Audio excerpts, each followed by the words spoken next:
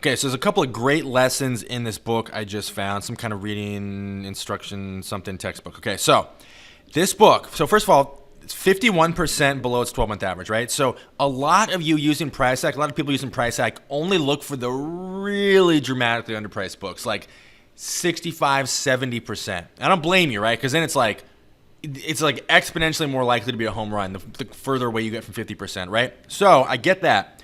This was only 51%. Still amazingly underpriced, right? But here's a little lesson here. When the price of the book, this percentage is not something you should look at in and of itself. It's relative to the price you're paying. Here's what I mean. 51% lower for a book with an average price of $10 is going to bring you dramatically less profit than 51% lower on a book that's average price $115. Because some of Amazon's fees are fixed and some are variable. So the higher the selling price, the potential selling price, the much bigger percentage of that sales price you get to keep. If you're selling a $20 book, at the end of the, if you're FBA, you're maybe putting in your pocket like 50% of that or something, or less. I mean, that's after fees, less if you count the cost of the book. And if you're selling a book for $100, you're putting a much higher percentage in your pocket, right?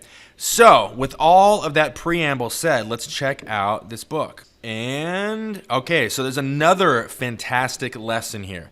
So this is sort of the quintessential price hack moment, you guys, because what price hack does, there's a lot of reasons books can be underpriced, right? It could be sometimes it'll just be a general trend downwards, like an abrupt trend downwards, right? That's not the best case scenario. You can still profit off those.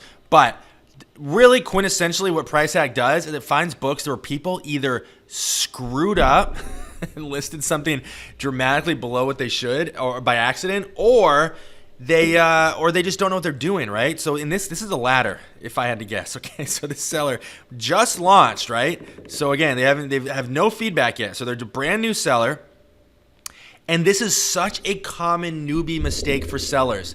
Is they're insecure? They haven't proven that you can actually sell books on Amazon for money, so they're like, because they're so just nervous about it. They're like, oh, I need to get a sale. Oh, and they price like way below the next person because they're insecure. They don't think anyone's going to buy their book, right? They're in that stage of disbelief. So that's almost definitely what's happening here. You'll often see these underpriced books. I mean, look at this. The second lowest price is $90. So we're going from $59 to $93. Again, we're factoring in shipping, right? So this person almost definitely, and the condition's the same.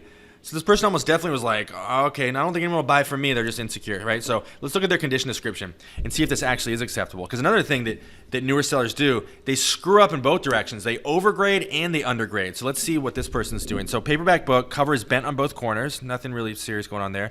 Some residue and cover from protective coating from library. That's not acceptable. That's fine. I mean, it's not... It could be good or very good. Some notes in the margins and some underlining. Okay, so that's where it becomes acceptable. And then we get to this last line. So okay, fine. So this probably is an acceptable condition book. So the question then becomes, should you buy it? A lot of you would see acceptable and just X out of the page immediately, right? And just move on. I would caution you not to do that. So first of all, read the condition description. But second of all, I mean, look at this. The average price is $115. The second lowest is $94. Let's just say you bought it and relisted it as acceptable. There's nothing wrong with that. Acceptable condition exists for a reason. Amazon is totally cool with it. Books are allowed to be acceptable condition, right? So there's nothing about this that's like scandalous. You can buy and just relist it and just match this price right here, which is probably what I would do. In fact, I probably will do. As soon as I end this video, it's exactly what I'm going to do, as a matter of fact. So let's run the numbers on this. So again, I just want to be clear that the couple lessons here is, I mean, the big one is, hey, like, don't overlook acceptable condition. There's nothing wrong with acceptable condition if you're competing with acceptable condition, right? Now, yeah, there's only a penny difference here, so you're kind of competing with these, but like, acceptable condition books sell, right? They do. And there's a lot of weird paranoia around acceptable condition. But anyway, let's run the numbers on this. 54 and 94. So merchant fulfill, we haven't gotten FBA yet. $24 in profit. That's about 50% returns, a little less. Selling merchant fulfilled. And what do you say we do prime and see what we're dealing with? Wow, would you look at that? It's even better. By the rank, we didn't even look at the rank, but obviously the rank's amazing. Okay, so $104. $104 and drum roll, $27 in profit. Listen, that's it. I mean, it's as easy as that. I know you're like, what's the catch? When does some man come behind a curtain and say, this is all big prank? Nope. Oh, by the way, look at this seller's name, Chips and Queso. Getting sidetracked here. That's it, you guys. Easy as that. Recap.